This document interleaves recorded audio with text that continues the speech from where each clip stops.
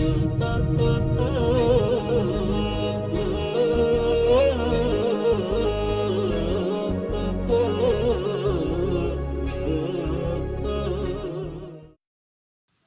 بالله من الشيطان الرجيم بسم الله الرحمن الرحيم والصلاة والسلام على سيدنا محمد وعلى آله وأصحابه أجمعين. Nous entrons dans ce dernier épisode avec notre prophète sallallahu alayhi wa sallam. Nous avons parcouru ces derniers temps ensemble sa vie de sa naissance à aujourd'hui. Aujourd'hui où on va assister à son départ, où on va assister à son dernier souffle. Mais avant cela, nous avions laissé le prophète sallallahu alayhi wa sallam donc à la Mecque et avec cette expansion de l'islam qui s'est fait à travers Médine et à travers toute la péninsule arabique. Il restait un dernier élément à citer dans ces confrontations pour défendre leur droit le plus fondamental de croire en Dieu, donc pour défendre leur droit le plus fondamental de partager ce message dans un monde où la liberté d'expression pourrait se faire librement, comme on a la chance plus ou moins de l'avoir aujourd'hui, même s'il y a un grand parasitage de la part des médias sur la manière de présenter l'islam, mais ça nous met face à notre responsabilité, du fait qu'on ait un peu moins d'obstacles ou un peu moins de difficultés, en tous les cas moins de violence pour pouvoir exprimer notre message. Mais à l'époque, il fallait défendre ce droit, et pour le défendre, il fallait faire preuve de courage et d'effort extrême. Et c'est ce qui s'est passé donc dans cette dernière démonstration de force en présence du noble prophète sallallahu alayhi wa sallam à Tabouk. Donc c'est l'empire byzantin qui menaçait la sécurité des musulmans à nouveau, et le prophète sallallahu alayhi wa sallam est donc parti pour Tabouk. Alors, ce qui est extraordinaire, c'est les circonstances. Vous allez voir que les circonstances à elles seules ont permis aux musulmans de plus ou moins remporter ce rapport de force. Ils ont pu le remporter sans qu'il y ait deux épées qui se croisent. Alors comment c'est possible? Eh bien c'était en plein été. Cette ville-là, à laquelle les musulmans allaient se rendre, donc à la frontière de l'Empire byzantin, se trouvait à 500 km de là où se trouvaient les musulmans. Donc en plein été, un désert à traverser. Donc, il y avait un désert à traverser, et donc c'était de la folie. Aucun voyageur ne se risquait à traverser ce désert-là en plein été. Les chaleurs étaient juste horribles, à tel point que les versets, les hadiths du prophète sallallahu alayhi wa sallam qui encourageront ces hommes à le suivre dans ce dernier rapport de force rappelleront comment l'enfer, le feu de l'enfer, la chaleur de l'enfer est plus grande que la chaleur de ce bas monde. Donc autant d'encouragement, parce qu'il s'agissait là d'un événement majeur. Il fallait que tout le monde se mobilise dans un moment difficile, dans un moment pénible, dans une saison lourde où on reste plutôt dans ses chaumières. Eh bien tout le monde sort. Tout le monde sort, et c'est 30 000 hommes qui, le 9 de l'Hégire, se dirigent et traversent le désert et se dirigent donc vers cette ville, Tabouk. Les Byzantins furent tellement impressionnés par cette traversée du désert en plein été, par un nombre aussi important d'hommes, qu'il n'y eut même pas de confrontation, comme je vous l'ai dit. Là, ils se sont retrouvés face, et il y a eu une confirmation sur la détermination que ces musulmans avaient pour défendre ce qui leur est cher. Alors, maintenant, cette dernière année, en présence du prophète sallallahu alayhi wa sallam, va être appréciée par les musulmans. Chaque minute, chaque seconde, et par ceux qui lui sont proches, les grands compagnons tels qu'Abu Bakr Siddiq radiyallahu anhu, chaque instant avec le prophète sallallahu alayhi wa sallam sera apprécié sa juste valeur, parce qu'Abu Bakr Siddiq, avant tous les autres compagnons, a pressenti la fin, a pressenti cette fin. Et je vous laisse imaginer cet homme, par les liens d'amour qu'il a établis avec le prophète sallallahu alayhi wa sallam, eh bien, dans quel état ça le mettait. Donc, vous savez, lors du sermon d'adieu, le prophète sallallahu alayhi wa sallam a insisté pour que tout le monde soit réuni, pour que tout le monde, que tous les musulmans qui se sont convertis, notamment récemment, puissent assister, afin que le maximum de personnes puissent l'entendre. Et vous savez, la définition d'un compagnon du prophète sallallahu alayhi wa sallam, c'est une personne qui l'a vu au moins une fois dans sa vie, juste vu, juste rencontré. S'il a entendu une parole, donc c'est du plus pour lui, mais c'est suffisant de l'avoir rencontré pour entrer dans ce grand groupe que sont les compagnons. Et certains, effectivement, fi'alan, l'auront vu une seule fois. Eh bien, durant ce pèlerinage, c'est 140 000 musulmans qui se déplaceront et qui vivront avec le prophète sallallahu alayhi wa sallam l'adoration, une des adorations les plus poignantes, celle que tout musulman doit faire au moins une fois dans sa vie. Al-Hajj, le pèlerinage. Ils vont le vivre en compagnie du prophète sallallahu alayhi wa sallam. Et quel voyage! Un voyage qui rappelle, pour ceux qui ont eu l'occasion de s'informer sur le Hajj ou qui l'ont vécu, il rappelle ce voyage après la mort. Ce rassemblement au jour du jugement, chacune des étapes que l'on passe, il nous rappelle le fait de quitter sa famille, de faire nos adieux, parce qu'on ne sait pas si on va revenir. Donc tout ça rappelle la mort. Le linceul, donc ces deux étoffes, l'ihram qu'on met, donc la tenue la plus simple qu'on met autour de soi, tout ça est pour rappeler, nous aide à nous rappeler de cette grande rencontre avec Dieu subhanahu wa ta'ala. Arafat, le grand moment où on est devant Dieu subhanahu wa ta'ala. Donc ce pèlerinage, ces musulmans l'ont vécu avec le prophète sallallahu alayhi wa sallam. Ô peuple, et c'est ce que dira le prophète sallallahu alayhi wa sallam 3 mois avant sa mort. Ô peuple, écoutez ma parole, car je ne sais pas. Il se peut que je ne vous rencontre pas après mon année que voici, en ce lieu, à jamais. Le prophète sallallahu alayhi wa sallam, il les prépare. Mais tout le monde ne comprend pas. Il y a eu une personne dans la foule qui pleure à chaudes larmes, quand personne ne pleure. Ces pleurs, ces larmes, les compagnons qui connaissent bien Abu Bakr as-Siddiq se rendent compte que c'est pas anodin, qu'il y a quelque chose derrière. Pourquoi il pleure? Il a compris quelque chose. Abu Bakr, pourquoi tu pleures? Et Abu Bakr as-Siddiq, il leur dit, vous comprenez pas, le prophète sallallahu alayhi wa sallam est en train de nous faire ses adieux. Et là, c'est tous les compagnons autour d'Abu Bakr as-Siddiq qui pleurent avec lui. Ils se rendent compte que ça y est, c'est terminé. Le prophète sallallahu alayhi wa sallam a complété sa mission. Il se rend bien compte que son retour auprès de Dieu subhanahu wa ta'ala est prochain. Mais les compagnons ne sont pas prêts pour ça. Ils ne sont pas prêts. Le prophète sallallahu alayhi wa sallam ne parlera pas de sa succession. Il évoquera un certain nombre de qualités chez tel et tel compagnon. Il y a un certain nombre de signes très forts, certes, qu'il va tourner vers Abu Bakr as-Siddiq, mais il voulait que ses compagnons puissent reprendre en main et apprennent donc à gérer la communauté musulmane et à s'en soucier donc d'eux-mêmes. Car si le prophète sallallahu alayhi wa sallam désignait pour aujourd'hui une personne, le problème se réitérerait pour la personne suivante.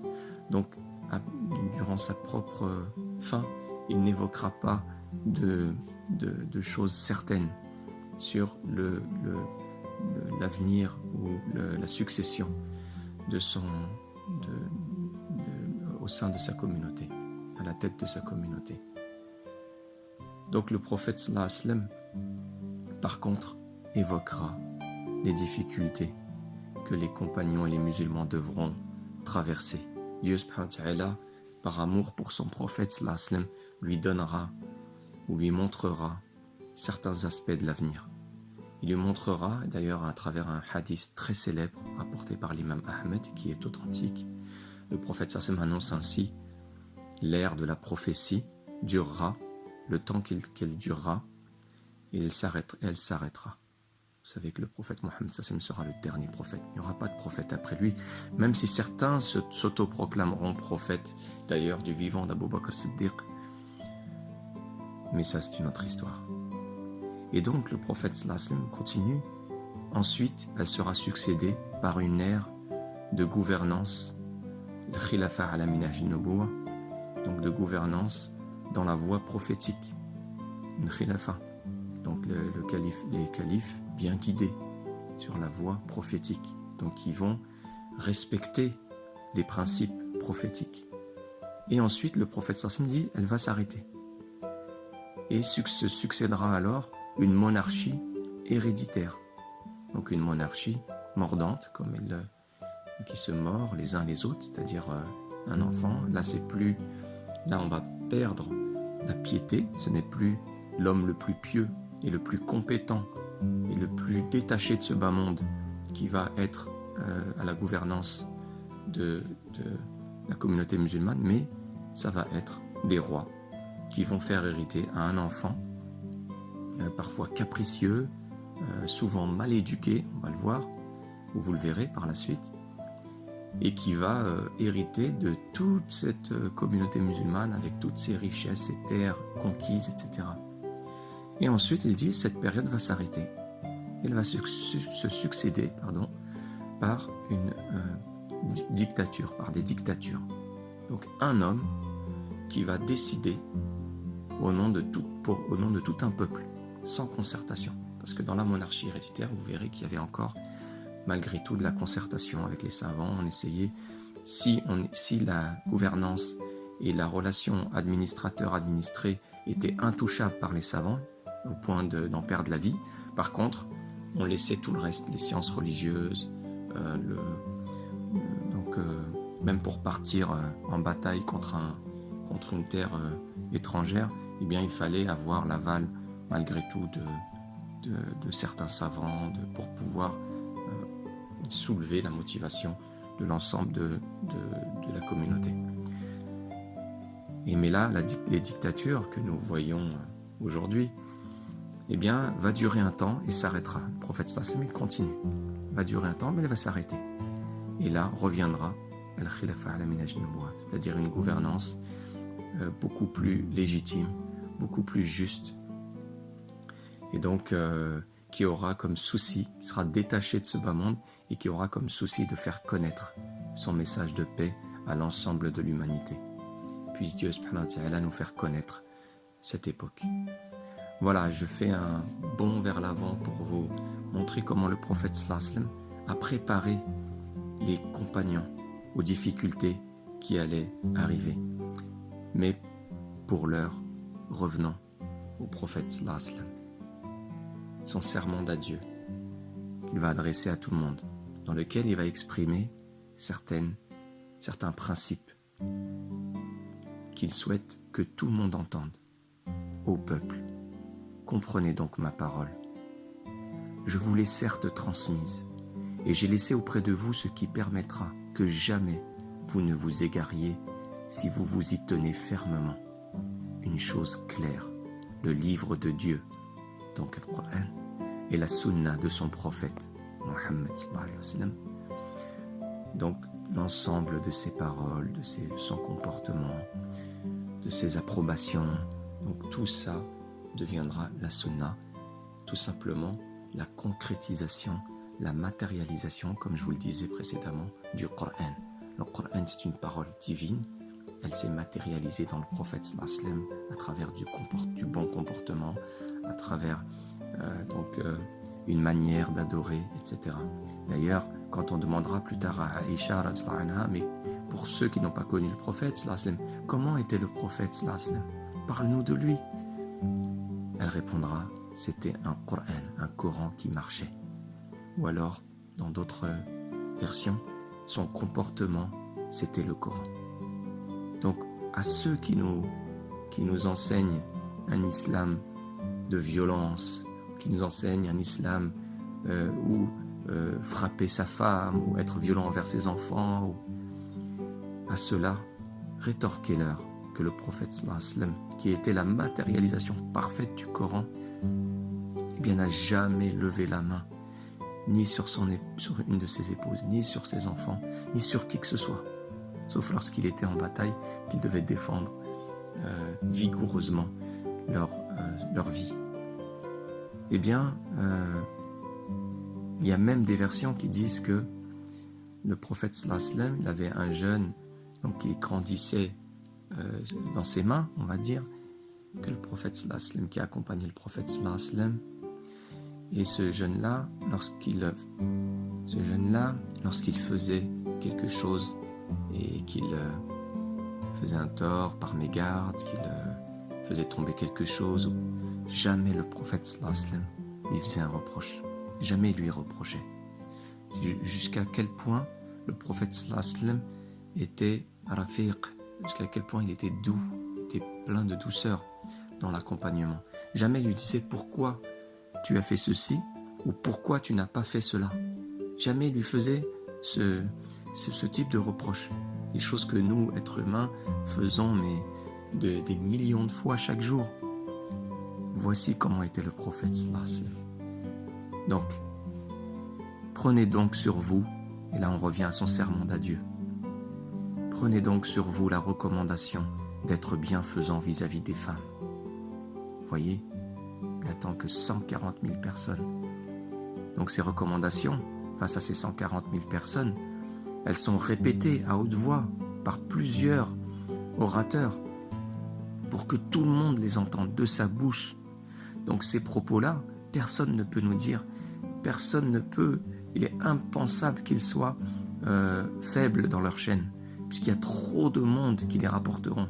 On appellera d'ailleurs ces hadiths des hadiths mutawatir, des hadiths notoires, parce qu'ils ont été rapportés par d'innombrables personnes hétérogènes, qui ne sont pas sous l'autorité d'une même personne. Donc c'est vraiment des personnes très différentes qui vont rapporter par des chaînes multiples et à différents chaînons ces conseils-là. Prenez donc sur vous la recommandation d'être bienfaisant vis-à-vis des femmes. Et la bienfaisance ici traduit le mot ihsan, qui est l'excellence. Donc on ne nous demande pas juste d'être, bon envers nos femmes, donc nos mères, nos épouses, nos filles, mais on nous demande l'excellence, une relation d'excellence. Parce que l'homme a tendance, aujourd'hui encore malheureusement, et de manière terrible, à exprimer sa bestialité vis-à-vis d'un être plus fragile qu'il a sous sa domination, dans les chaumières, quand on voit le nombre de femmes qui meurent sous les coups de leurs époux. Ici le prophète sallallahu alayhi wa sallam, en plein cœur du Moyen-Âge, puisque dans le reste du monde nous sommes qu'en 600 et quelques, rappelez-le-vous, en plein cœur du Moyen-Âge, où on se pose encore la question dans le monde chrétien, est-ce que la femme a une âme ou pas? Eh bien le prophète sallallahu alayhi wa sallam rappelle et fait cette recommandation d'être bienfaisant vis-à-vis des femmes. Ô peuple, votre sang et vos biens sont sacrés. C'est-à-dire que nul ne peut voler, spolier, confisquer les biens justement gagnés par cette personne-là. Donc on ne peut pas lui prendre ces biens-là. Et le sang, c'est la vie. La vie est sacrée. Tenez-vous donc sur vos gardes contre lui, donc Shaitan, le diable, dans le but de préserver votre religion. Alors il nous rappelle l'ennemi de toujours, qui sera toujours à l'affût et qui agira à plein,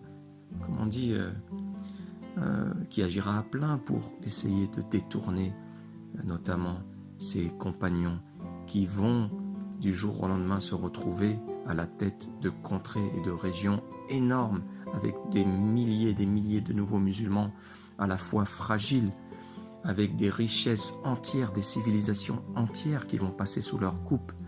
Et la politique ou la manière de gérer, de gouverner est encore très fragile à cette époque. Donc ça va être une épreuve énorme qui va donner lieu à des circonstances tristes qu'on connaît aujourd'hui, avec le recul historique que nous avons. Vous savez certes que tout musulman est le frère du musulman et que les musulmans sont frères. Il rétablit cette fraternité. Allahumma salli ala Sayyidina Muhammad النبي وأزواجه أمهات المؤمنين وذرياته وأهل بيته كما صليت على آل سيدنا إبراهيم إنك حميد مجيد.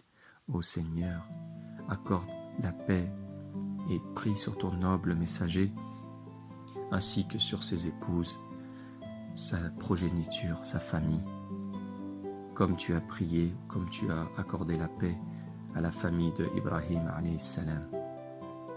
Tu es certes le digne de louange, le majestueux.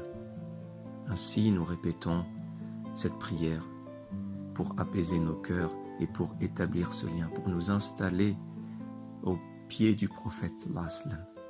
Et là nous en avons besoin.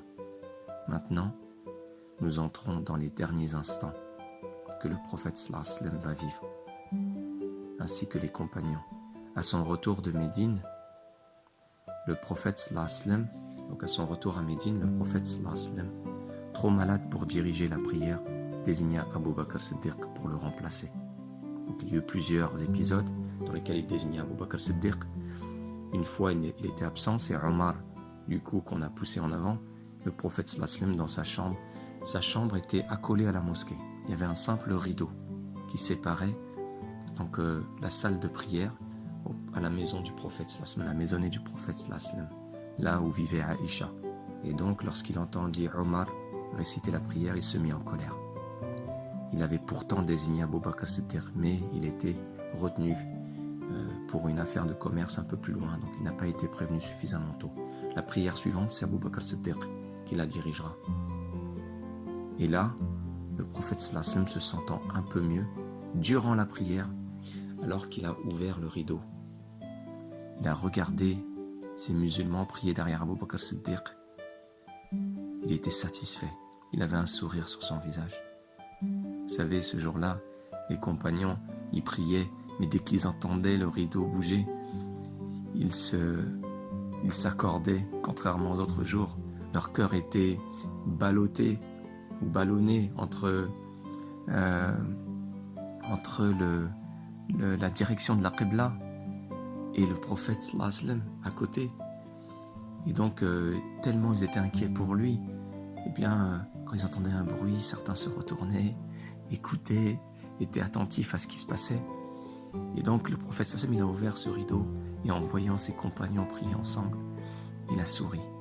Vous savez, le prophète sallallahu alayhi wa sallam, il n'y a rien qui lui fait plus plaisir jusqu'à aujourd'hui, puisque, vous savez que dans un hadith, il est dit que lorsque la communauté, le prophète sallallahu alayhi wa sallam raconte qu'après sa mort, eh bien, la communauté musulmane, on lui montrera ses œuvres. On va montrer nos œuvres et vont être portées au prophète sallallahu alayhi wa sallam. C'est un privilège qu'il a sur les autres prophètes. Si ses œuvres sont bonnes, il remercie Dieu. Il est reconnaissant envers Dieu, il loue Dieu. Et si ses œuvres qui nous sont présentées sont mauvaises, eh bien, il demande pardon à Dieu pour sa communauté. Et donc, il n'y a rien qui lui fait plus plaisir. Donc, cherchons à lui faire plaisir aujourd'hui.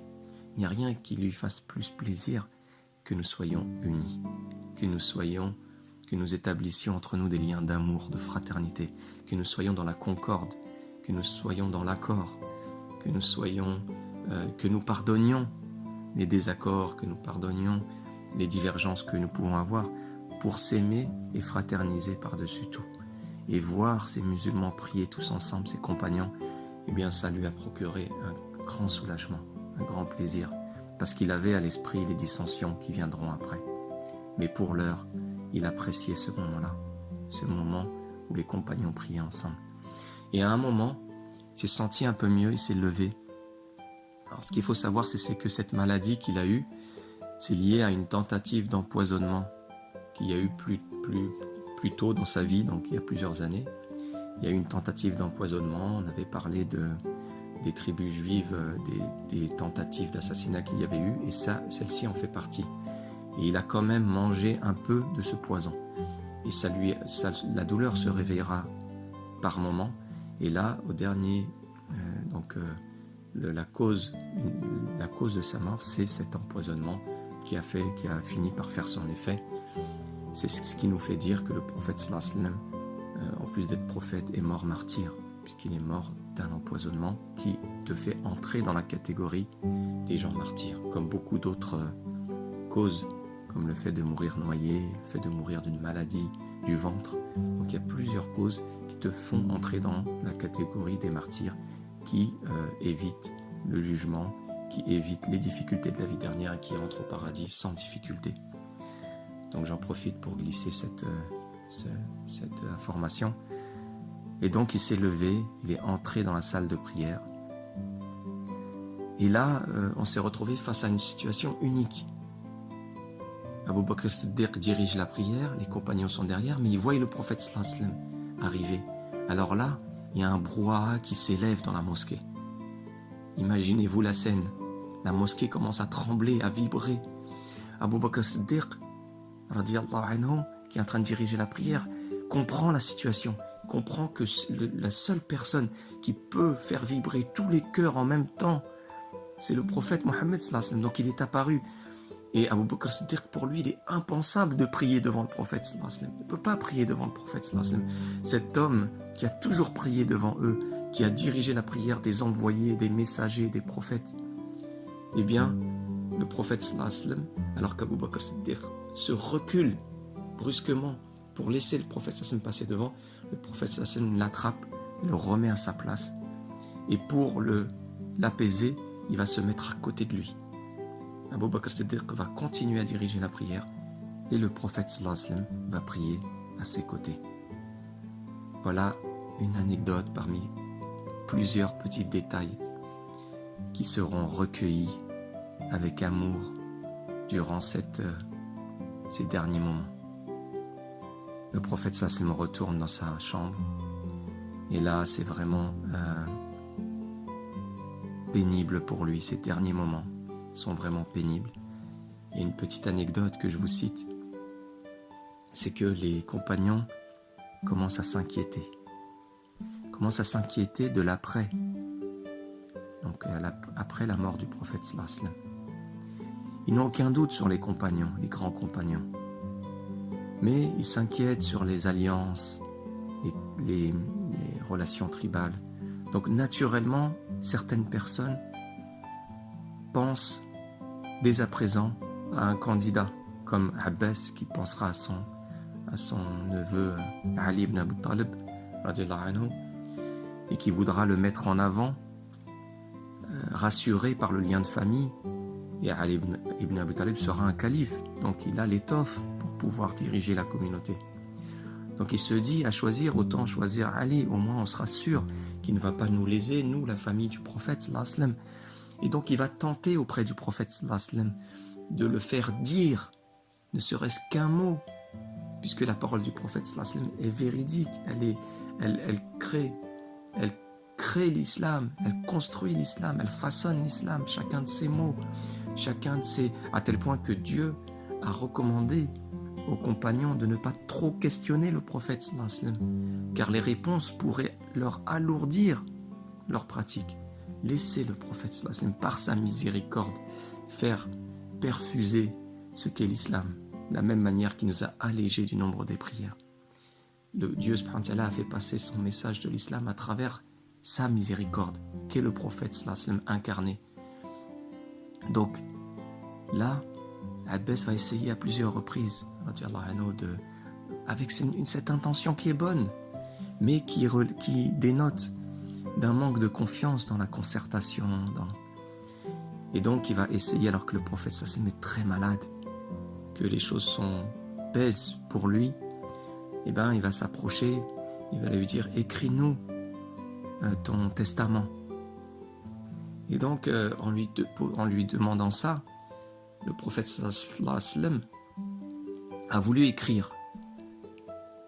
On sait très bien que le prophète sallallahu alayhi wa sallam aurait écrit des recommandations, une fois de plus. Vous n'avez pas tout saisi, tout ce que je vous ai dit. Ben, je vais vous écrire. Et là, Omar, qui est présent, il y a plusieurs compagnons qui viennent autour du prophète sallallahu alayhi wa sallam. Et Omar, qui est présent, dit, laissez-le tranquille. Vous ne voyez pas qu'il est malade. Et donc le prophète, et là un conflit verbal éclate entre Abbas et Omar. Et entre plusieurs compagnons, le bruit s'élève. Et là, le prophète sallallahu alayhi wa sallam, en voyant ce désaccord, ce qu'il déteste le plus pour ses compagnons, il se met en colère. Il leur demande à tous de sortir. Et il n'écrira rien. Si j'insiste sur cette scène, c'est parce que cette scène, pour les chiites, nos frères chiites, qui restent nos frères, ils disent La ilaha illallah, Muhammadun Rasulullah sallallahu alayhi wa sallam. Ils sont croyants, malgré toute la campagne médiatique que peuvent faire les Saoudiens qui sont entrés en guerre politique. Ça reste nos frères. Ils restent nos frères et ils sont musulmans à part entière. Eh bien, il s'appuie sur cette scène pour dire que si on avait laissé au prophète sallallahu alayhi wa sallam la possibilité d'écrire, il aurait mis le nom de Ali. Et donc, ils ont, pour certains, pas tous, mais ils ont acquis la conviction avec le temps, ce qui était au départ un simple conflit politique. Je parle d'après le prophète sallallahu alayhi wa sallam dans le désaccord qu'il y a pu y avoir, comme les divergences faisaient partie de la vie des compagnons. C'était des êtres humains. Ils donnaient des avis, des points de vue.